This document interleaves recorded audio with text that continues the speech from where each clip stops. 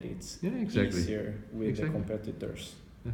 So it's expensive to grow Yeah. or create something from start Exactly. on your own. You know the saying that the second mice get the cheese. Yeah. Yeah. So we've been doing this for a while. I started consulting now. I'm going to do this for a couple of months. We are looking into and we're having discussions with about a company, about an acquisition. Yeah. Not that we acquire, but that we get acquired. Mm. So Are you so on Friday we have like a third meeting. Wow. Or second. so It's good timing. yeah, so it's a good timing, and I think it's an interesting moment, and what we told them is really, I mean, it's like a hotel chain, Yeah. and really what you get here is like we have a strategy. Mm. We know what needs to be done in the coming like 2 years. Mm. It's a super interesting moment, and I think what it requires now is that somebody with more marketing power or spend can take it to the next level. Exactly. Because we have a revenue model that is working. Now we're not costing anything because we're not taking any salary, but we have with what we book a month, we have more or less a revenue of 20,000 crowns a month. We believe that if we grow London to 7-8 bookings a day, do the same thing with our top 7 cities that we have, we can reach 2 to 3 million in revenue. If I gave you $10 million today and said, spend it within 1 year to be as big as possible, how would you do it? Would use our partnership to expand quickly into the US. We would spend on London to ensure that we are market leaders there. And in the US we would specifically target New York as one of the business hubs. We wouldn't go for the whole US, but we would also at the same time do Hong Kong, Singapore, and aim for the business hubs really, rather than to try to conquer a whole country. And then what we know is that with an AdWords strategy, we know that the first booking is not profitable, but the second and the third becomes profitable. So that's why we need the AdWords to kickstart something, but then we can work our customer base with email marketing basically and get that profitable. So that would be our strategy. Customer lifetime value, you will talk about that lifetime value of the customer. Yeah, so now we have like a 25% repeat customer more or less. And that's what we need to get up even more to make the AdWords more profitable. So that's one of our challenges. When did you start AdWords marketing? AdWords in 2014 in Sweden. Oh, wow. So we've learned a lot on that. So we have a lot of insights in behavior on people, and we have a good conversion on that. We have more or less a 10% here in Stockholm conversion on AdWords, and in London we have a 6%, 5-6. Wow. So the numbers are pretty good. Same thing with click-through rates and stuff like that. But in the end, I mean, it's the conversion that counts. If you had these 10 million US today, would you purchase companies or would you grow yourself just? I think definitely for the US it would be interesting, and for London because the markets are, I mean, so much bigger. I think you can grow. What you would buy is maybe, I mean, besides the portfolio, is their name, their reputation. I wouldn't buy it for the technology, but for processes. That would be the main takeaway, I think, in our case, because we have what we think is like the key components, and potentially what we would need to complement is what you guys have with working like with larger accounts and with giving them more treatment. But besides that, I think that it's always based on like what capabilities you have. And what we try to do is that we've also tried to unify the market a bit. There's been like different pricing models around, and we've told them, okay, this is a way to work. The same thing has happened in hotel booking portals. Nowadays you always see like a city field, you see the dates, and you see the people. That hasn't always been like that in the hotel industry, but as time has gone on, there's like a standard being created. And that's what we're trying to do here in our mission, to like digitalize this industry. So for me to know it right, in Stockholm or in Sweden, you've done more like it was a virgin market. You started it out, so you needed to do the talking with the hotels and so on. But in a more mature market like the London market, you could take some of benefit from what the competitors did. In a way, it's a bit like scraping. You could do, I mean, scraping is one thing. You also have like an advantage that people know what kind of service this is. You can refer to a competitor and say, yes, like that site, that other site. Exactly. So it kind of like shortens the sales cycle.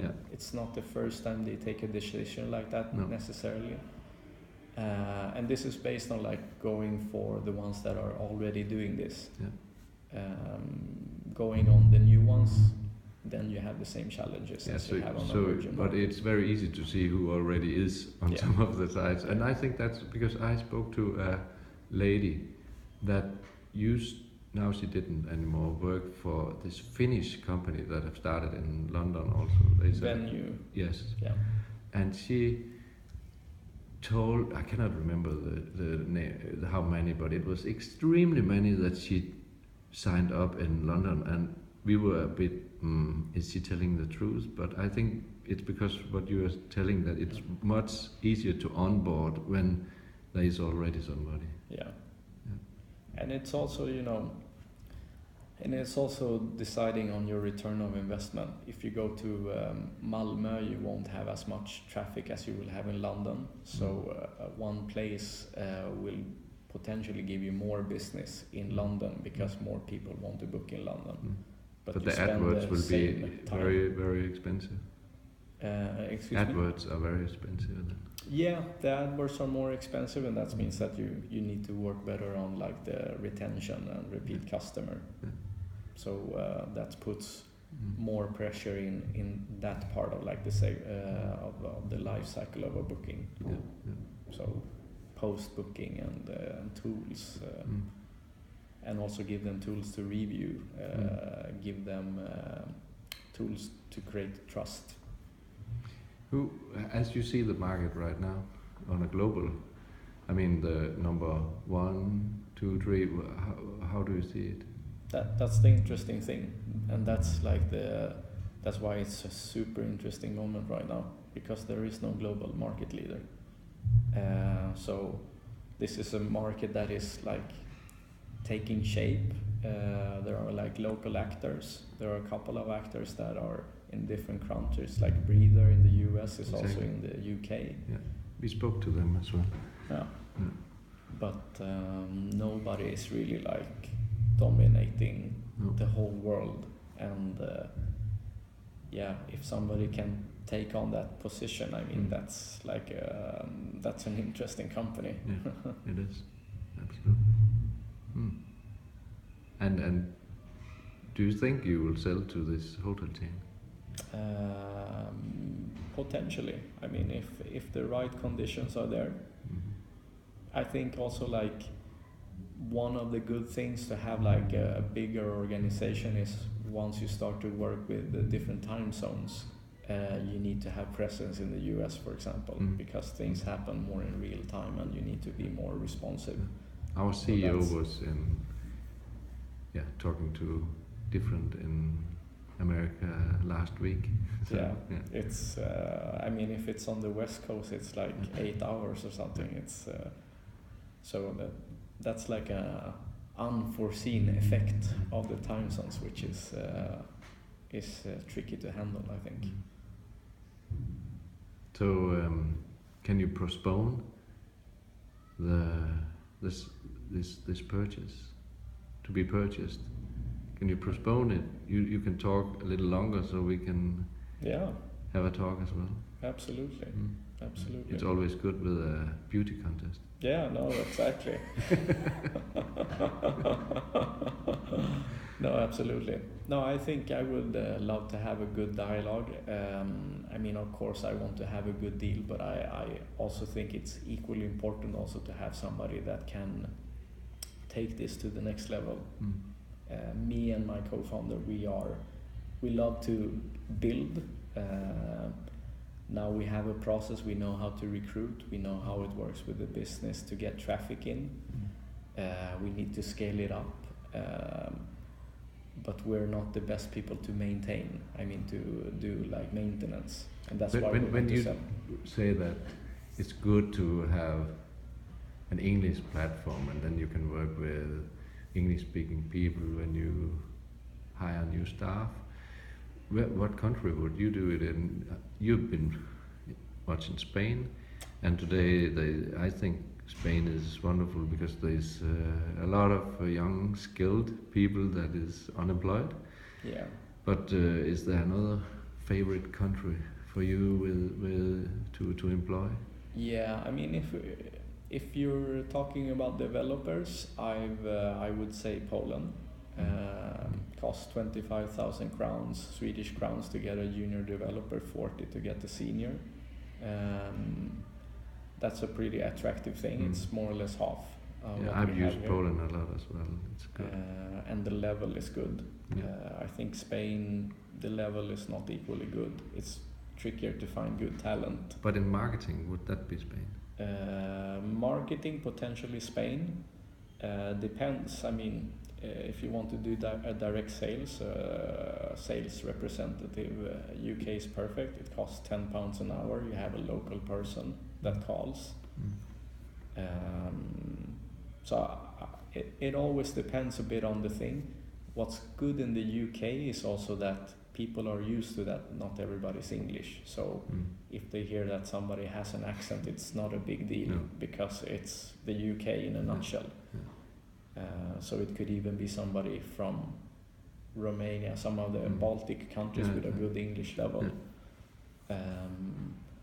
So I think definitely that.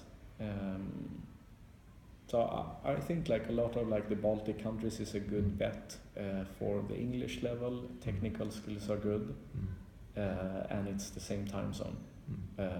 India trickier with time zone and cultural differences. It's just too hard. I mean, I've tried it twice and it's just it's too much management. So that's more or less my take on that thing. And your partner, his role was. So he also has an engineering background. But he's been the person developing our growth strategies for get new places in. Yes. So he was the one that took us from the 300 rooms to 2,000 rooms in 6 months. Fantastic. And it's a pretty cool thing. But that's mainly places where they've never heard about this before. So it's all like, it's a lot of London. Okay, that I understand. But to contact somebody in Sweden that never heard about it before without being present, that's really something. So I think he's never met anybody except Scandic, which we both met. We met their like main management but that's basically the only like sales meeting we've done, because we saw that there was a value in try to take in like a larger account.